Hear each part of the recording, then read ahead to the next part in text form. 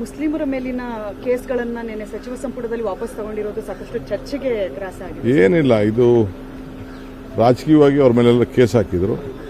ರೈತರ ಮೇಲೆ ತಗೊಂಡಿದ್ದೀವಿ, ಕನ್ನಡ ಚಳುವಳಿಗಾರರ ಮೇಲೆ ತಗೊಂಡಿದ್ದೀವಿ, ಅವರೆಲ್ಲ ಹೋರಾಟ ಮಾಡಿದವ್ರ ಮೇಲೆ ತೆಗೆದುಕೊಂಡಿದ್ದೀವಿ. ತಪ್ಪೇನಿಲ್ಲ. ಮೀಟಿಂಗ್ ಕರೆದಿದ್ದೀರಿ. ನೋಡಿ, SIR ಈಗ ಕರ್ನಾಟಕ ರಾಜ್ಯದಲ್ಲಿ ಅನೌನ್ಸ್ ಆಗಿದೆ. ಬಹಳ ಪ್ರಮುಖವಾದ್ದು.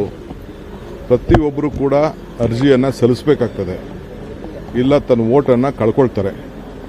ಇದು ಬೇರೆ ರಾಜ್ಯದಲ್ಲೆಲ್ಲ ನಾವು ನೋಡಿದ್ದೀವಿ. ಇದು ನಮ್ಮ ಬಡವರು ಮತದಾರರ ಹಕ್ಕನ್ನು ತೆಗಿಲಿಕ್ಕೆ ಒಂದು ದೊಡ್ಡ ಸಂಚು ನಡೀತಾ ಇದೆ. ನಾವು ಭಾಳ ಹುಷಾರಾಗಿರಬೇಕು. ನಾನು ಎಲ್ಲ ನಮ್ಮ ಕಾರ್ಯಕರ್ತರಿಗೆ ಹೇಳ್ತಾ ಇರೋದಷ್ಟೇ, ಯಾವುದೇ ಪಾರ್ಟಿಯವರಾಗಿರಲಿ ಅವ್ರ ಮತದಾನದ ಹಕ್ಕು ಇರಬೇಕು.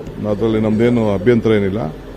ಸೊ ಅದಕ್ಕೆ ನಾವು ನಮ್ಮ ಇದನ್ನು BLAಗಳನ್ನ, ನಮ್ಮ ಶಾಸಕರುಗಳನ್ನ ಎಲ್ಲರೂ ಕೂಡ ಜಾಗೃತಿ ಮೂಡಿಸುವಂಥ ಕೆಲಸ ಮಾಡ್ತಾ ಇದ್ದೀವಿ. ಅದಕ್ಕೆ ಅವ್ರಿಗೆಲ್ಲ ಕರೀತಾ ಇದ್ದೀವಿ. ಯಾಕೆಂದರೆ ನೋಟಿಫಿಕೇಶನ್ ಎಲ್ಲ ಬಂದಿದೆ, ಡೇಟ್ ಫಿಕ್ಸ್ ಆಗಿದೆ, ಪ್ರತಿಯೊಬ್ಬರು ಅರ್ಜಿ ಕೊಡಬೇಕಾಗಿದೆ, ದಾಖಲೆ ಕೊಡಬೇಕಾಗಿದೆ.